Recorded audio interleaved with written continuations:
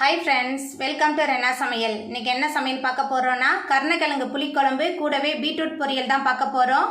மீன் குழம்பு சுவையில் ரொம்ப சுவையாக இருக்கும் இந்த கருணக்கிழங்கு புளிக்குழம்பு கூடவே பீட்ரூட் பொரியல். எளிமையான முறையில் ரொம்ப சுவையாக செய்யக்கூடிய கருணக்கிழங்கு புளிக்குழம்பு பீட்ரூட் பொரியல் எப்படி செய்கிறதுன்னு வாங்க பார்த்துடலாம். கருணக்கிழங்கு புளிக்குழம்பு பண்ணுறதுக்கு 5 டேபிள் ஸ்பூன் அளவுக்கு நல்லெண்ணெய் சேர்த்துக்கலாம். நல்லெண்ணெயில் செஞ்சால் தான் நல்ல சுவையாக இருக்கும். நல்லெண்ணெய் நல்லா சூடாகி வரட்டும். எண்ணெய் சூடாகி வந்துட்டு இதில் முதல்ல கடுகு சேர்த்துக்கலாம். 1 டேபிள் ஸ்பூன் அளவுக்கு கடுகு சேர்க்குறேன்.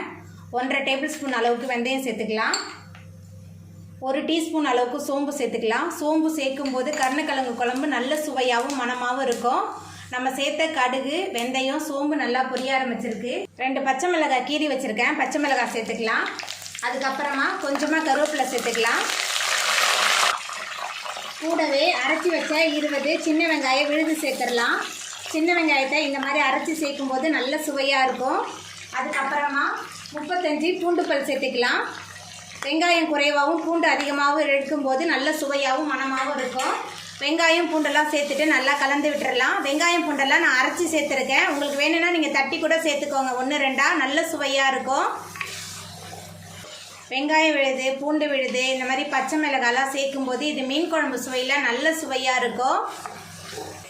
எங்கள் அம்மா கருணக்கிழங்கு குழம்பு இப்படி தான் செய்வாங்க. இந்த ரெசிபி நான் எங்கள் அம்மா கிட்ட தான் கற்றுக்கிட்டேன். எங்கள் அம்மா அவ்வளோ சூப்பராக சமைப்பாங்க. அவங்க எது செஞ்சாலும் நல்ல சுவையாகவும் மணமாகவும் இருக்கும்.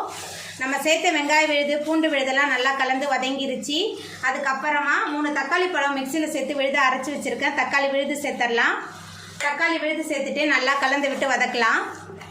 நாங்கள் சின்ன பிள்ளையில் வெங்காயம் பூண்டு தக்காளிலாம் ஒதுக்கிடுவோம். அதுக்கு பதிலாக எங்கள் அம்மா என்ன பண்ணுவாங்கன்னா இந்த மாதிரி அரைச்சி தான் சேர்த்து எங்களுக்கு கொடுப்பாங்க. ரொம்ப சுவையாக இருக்கும். இந்த மாதிரி நீங்கள் செஞ்சு பாருங்கள். வெங்காயம் விழுது தக்காளி விழுது பூண்டு விழுது எல்லாமே கலந்து நல்லா வதங்கிருச்சு. அதுக்கப்புறமா கருணக்கிழங்கு வேக வச்சு தோல் நீக்கி இந்த மாதிரி நறுக்கி வச்சுருக்கேன். கருணக்கிழங்கு சேர்த்துக்கலாம். கருணக்கிழங்கை சேர்த்துட்டு இந்த எண்ணெயிலே கொஞ்சம் நேரத்துக்கு நல்லா வதக்கி விட்டுறலாம். நல்லெண்ணெயில் நல்லா வதங்கி வரும்போது நல்ல சுவையாக இருக்கும். அதில் உள்ள அரிப்புத்தன்மையும் இல்லாமல் இருக்கும். இந்த மாதிரி செஞ்சு பாருங்கள். கருணக்கிழங்கு நல்லெண்ணெயில் நல்லா கலந்து வதங்கிருச்சு. அதுக்கப்புறமா இதில் நம்ம மசாலா தூள்லாம் சேர்த்துக்கலாம். குழம்பு மிளகாய் தூள் 6 டேபிள் ஸ்பூன் எடுத்திருக்கேன். கொஞ்சமாக மஞ்சள் சேர்த்துக்கலாம். குழம்புக்கு தேவையான அளவுக்கு கல்லுப்பு சேர்த்துக்கலாம். சேர்த்துட்டு மறுபடியும் ஒரு 2 நிமிஷத்துக்கு நல்லா கலந்து விட்டு வதக்கலாம். நம்ம சேர்த்த மசாலா தூள் கருணக்கிழங்கு எல்லாமே சேர்ந்து நல்லா கலந்து வதங்கணும். நல்லா வதக்கி விட்டுடலாம். இந்த கருணக்கிழங்கு குழம்புக்கு சின்ன வெங்காயம் குறைவாகவும் பூண்டு அதிகமாகவும் சேர்க்கணும். நம்ம சேர்த்த மசாலா அதுக்கப்புறமா கருணக்கிழங்கு எல்லாமே சேர்ந்து நல்லா கலந்து வதங்கிருச்சு. இப்போ இதில் புளித்தண்ணி சேர்த்துக்கலாம். பெரிய லெமன் சைஸ் அளவுக்கு புளியை தண்ணியில் ஊற வச்சு கரைச்சி வச்சுருக்கேன். புளித்தண்ணி சேர்த்துக்கலாம்.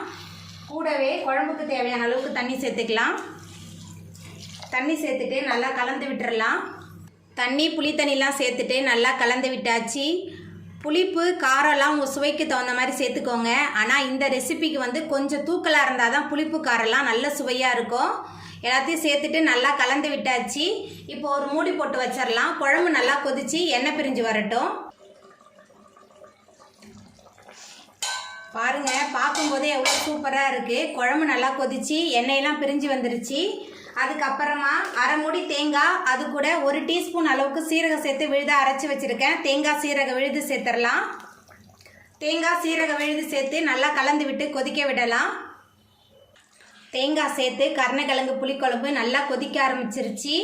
ரொம்ப சுவையான கருணக்கிழங்கு புளிக்குழம்பு சூப்பராக ரெடி ஆகிட்டு. இந்த குழம்பு மண்பானையிலே இருக்கும்போது சுண்டி வர ரொம்ப சூப்பராக இருக்கும். எங்கள் அம்மா மண்பானையை பயன்படுத்தி தான் எல்லா குழம்பும் செய்வாங்க. இப்போ நம்ம அடுப்பு ஆஃப் பண்ணிடலாம். ரொம்ப சுவையான கருணக்கிழங்கு புளிக்குழம்பு அதுவும் மண்பானையில் எங்கள் அம்மா ஸ்டைலில் சூப்பராக ரெடி ஆகிட்டு. பீட்ரூட் பொரியல் பண்ணுறதுக்கு 2 ஸ்பூன் அளவுக்கு எண்ணெய் சேர்த்துக்கலாம். குறைவான எண்ணெய் போதும். எண்ணெய் சூடாகி வரட்டும். எண்ணெய் சூடாகிட்டு இதில் கடுகு சேர்த்துக்கலாம். கடுகு நல்லா பொரிய ஆரம்பிச்சிருச்சு. கொஞ்சம் உளுத்தம்பருப்பு சேர்த்துக்கலாம். கடுகு உளுந்து ரெண்டுமே நல்லா புரிஞ்சு வரட்டும். கடுகு உளுத்தம்பருப்பு ரெண்டுமே நல்லா புரிஞ்சு வர ஆரம்பிச்சிருச்சு. ஒரு பச்சை மிளகாய் பொடியாக நறுக்கி வச்சுருக்கேன். பச்சை மிளகாய் சேர்த்துக்கலாம். பச்சை மிளகாய்க்கு பதிலாக காய்ந்த மிளகாவும் சேர்த்துக்கலாம். பொடியாக நறுக்கி வச்சுட்டு 2 பெரிய வெங்காயம் சேர்த்துக்கலாம். சேர்த்துட்டு நல்லா வதக்கி விட்டுடலாம்.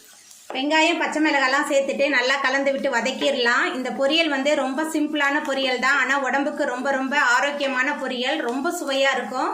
காரக்குழம்போட தொட்டு சாப்பிட்றதுக்கு ரொம்ப சுவையாக இருக்கும். தயிர் சாதத்தோட கலந்து சாப்பிட்லாம். குழந்தைங்க ரொம்ப விரும்பி சாப்பிடுவாங்க. நல்லா வதக்கி விட்டுடலாம். பெரிய வெங்காயம் நல்லா வதங்கி வந்துருச்சு. அதுக்கப்புறமா கொஞ்சமாக கருவேப்பிலை சேர்த்துக்கலாம். கூடவே தோல் சீவி கேரட் துருவியில் வச்சு சீவி வச்சுருக்கிற பீட்ரூட் சேர்த்துக்கலாம். மீடியம் சைஸில் 3 பீட்ரூட் சேர்த்துருக்கேன். கொஞ்சமாக உப்பு சேர்த்துக்கலாம். சேர்த்துட்டு நல்லா கலந்து விட்டு வதக்கலாம். நம்ம சேர்த்த பீட்ரூட்லாம் நல்லா கலந்து வதங்கணும். நல்லா வதக்கி விட்டுறலாம். பீட்ரூட் சேர்த்துட்டு நல்லா கலந்து விட்டு வதக்கியாச்சு. தண்ணிலாம் எதுவுமே சேர்க்க வேணாம். ஒரு மூடி போட்டு வச்சிடலாம். வேர்வை தண்ணி சொட்டியே இந்த பீட்ரூட் நல்லா வெந்து வந்துடும்.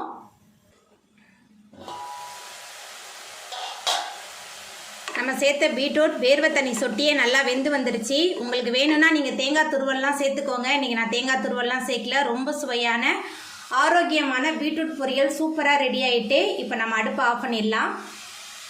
அவ்வளோதாங்க, ரொம்ப சுவையான கருணக்கிழங்கு புளிக்குழம்பு பீட்ரூட் பொரியல் சூப்பராக ரெடி ஆகிட்டு. இந்த சுவையான கருணக்கிழங்கு புளிக்குழம்பு பீட்ரூட் பொரியலை நீங்களும் உங்கள் வீட்டில் செஞ்சு பாருங்கள். இந்த வீடியோ உங்களுக்கு பிடிச்சிருந்தா லைக் பண்ணுங்கள், ஷேர் பண்ணுங்கள், கமெண்ட் பண்ணுங்கள், சப்ஸ்கிரைப் பண்ணுங்கள். அப்படியே பக்கத்தில் உள்ள பெல் பட்டனையும் கிளிக் பண்ணிடுங்க. நன்றி.